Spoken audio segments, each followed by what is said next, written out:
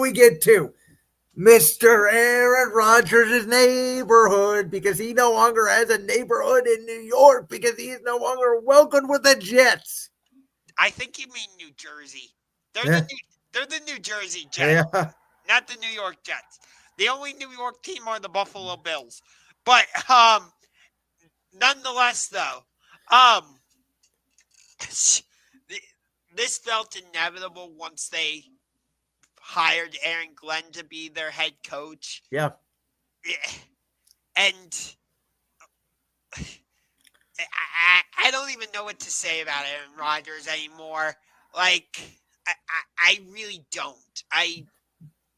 By the way, his camp must have winked out. There was some report that came out that said he was basically on his hands and knees begging the Jets to take him back. And then there was the report that came out that the Jets would let him come back, but he had to stay away from the Pat McAfee show. Which all of it is strange. It's all an Aaron Rodgers narrative dictation here. I find it very weird though for the Jets, and they're just willing to move on from him, and they don't have a plan at quarterback. Yeah, I don't know if they'll try to draft somebody like a Jackson Dart if he's there, or like a Jalen Milroe. Yeah. Or do you try? I mean, do they go with Tyrod Taylor for a year? Were they really do it? Maybe. I mean, that roster to me, I don't know if you agree with me or not, but that roster to me is ready to win now. If they get a quarterback in there that's confident and doesn't burn up the locker room, they need to fix the offensive line, which I think Aaron Glenn will do. But to me, that's a culture builder in there. Yeah. I would agree with you about that one. But it's like the Jets are one of the most dysfunctional teams. Like, we're not trading for him because of Madden ratings. Huh? Yeah, Cherry Judy. Yeah. Huh? Like, yeah.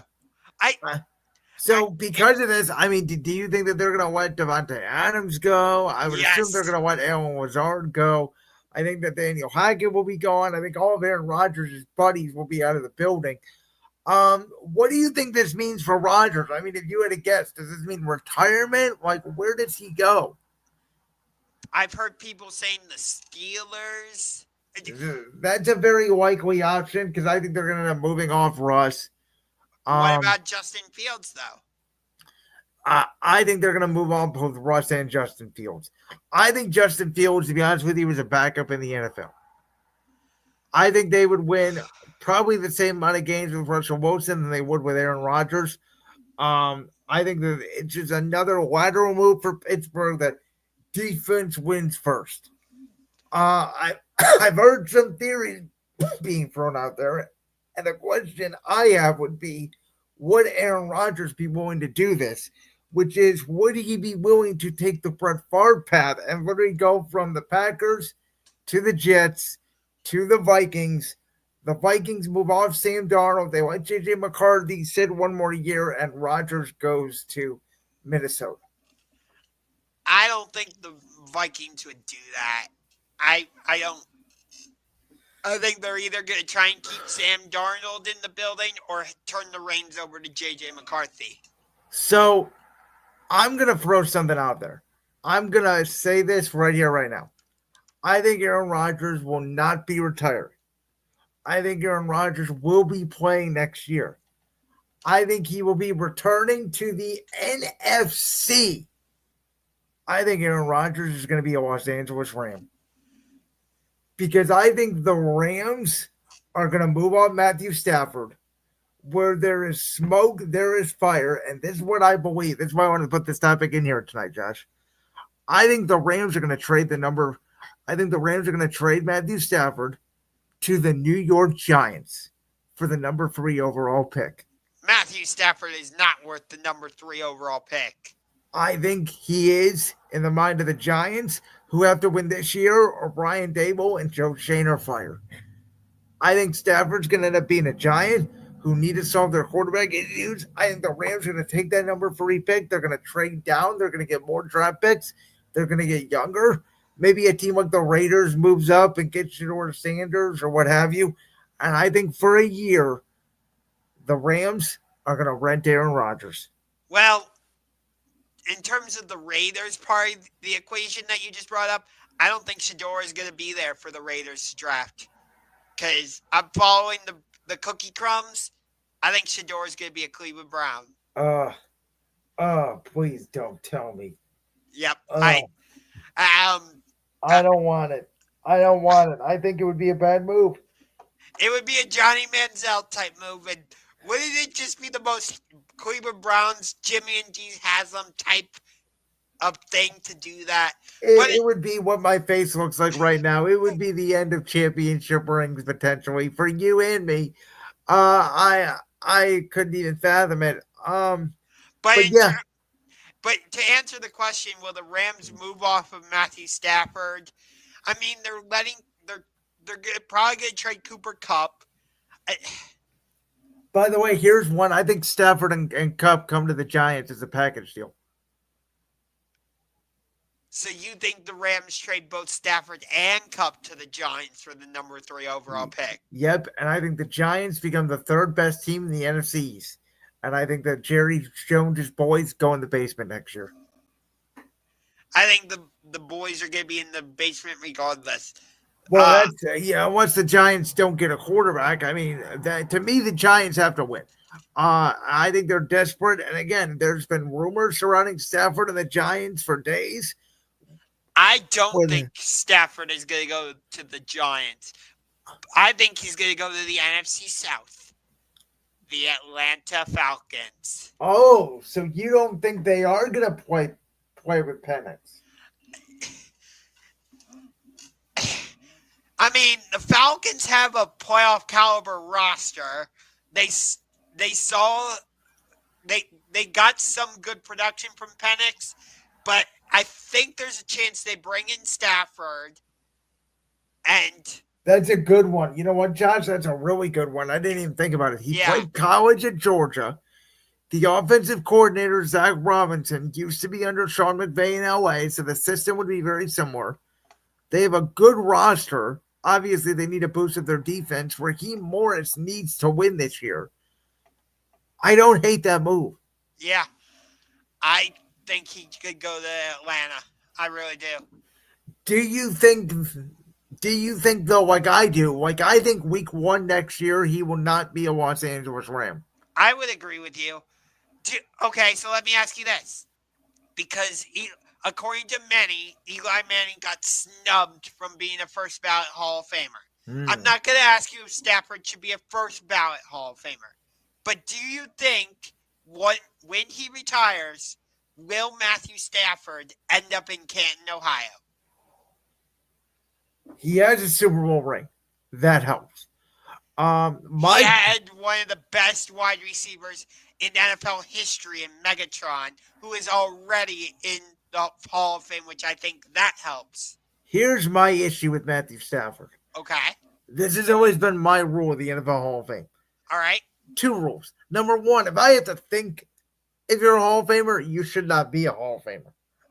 I have to think about Matthew Stafford. Here's the other thing.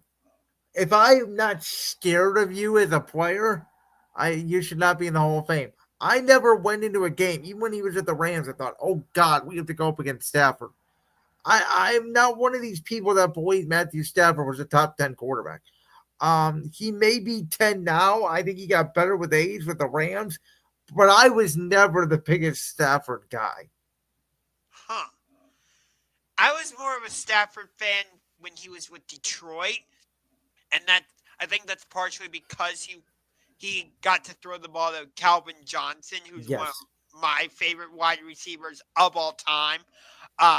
And that's part of the reason why I do think Stafford will get into the Hall of Fame, because when you're playing with somebody like a Calvin Johnson, that certainly helps your Hall of Fame case. At least in my opinion. You might disagree with that. And plus the fact that he has a Super Bowl ring, I think that will allow him to get into the Hall of Fame. just in terms of Eli for a second, like, I think he'll get in just because you can't really write NFL history without Eli Manning. He's one of those guys, but I don't think he should have been a first ballot, so I'm all right with that. And to our final topic of the night, number 95, Myles Garrett. Josh, you're the Browns fan here. You know how I have felt about Myles Garrett, and I think you and I share very similar thoughts on Myles Garrett. Because I know we've talked about this in the past. Should the Browns trade him? He would look good in a Packers jersey. He would look good in a Seahawks jersey, but he would look phenomenal in either a Lions jersey or in a jersey for the reigning, defending, undisputed Super Bowl champion. Yes, he would. Phil- He would look phenomenal in a Philadelphia Eagles jersey. Can we do an NBA-esque trade with you? I'll throw it out there right now. You guys get Josh Sweat and 2 firsts. You can pay Josh Sweat like an NBA sign-in trade. um, it's intriguing, but take the Eagles out of the conversation for a second. What do you think of the other teams I mentioned? Seattle, Green Bay, Detroit. Do you think? Obviously, they all need him. I mean, obviously, I think the one that football wise they need him the most is Seattle because they just don't have a pass rush. Okay. Detroit, boy, him and Hutchinson would be something. Yes. And I don't care about the salary cap. I think you figure out the cap. Who cares? That'd be a great move for them. That would fix their defensive line issues that even with Hutchinson they had. Maybe they bring back Zadarius Smith. You put the gang back together on occasion with Garrett and Zadarius. That would certainly help the Lions' case for losing both their coordinators. And then Green Bay, that would be an uncharacteristic move for them because they don't necessarily make big trades, but that would send a message that they do believe that they have a Super Bowl caliber roster. Yeah, I agree. It looks like, I don't know about on your end, but it looks like my screen is frozen. Your screen is frozen. Huh. Let me do this. I'm trying to see that.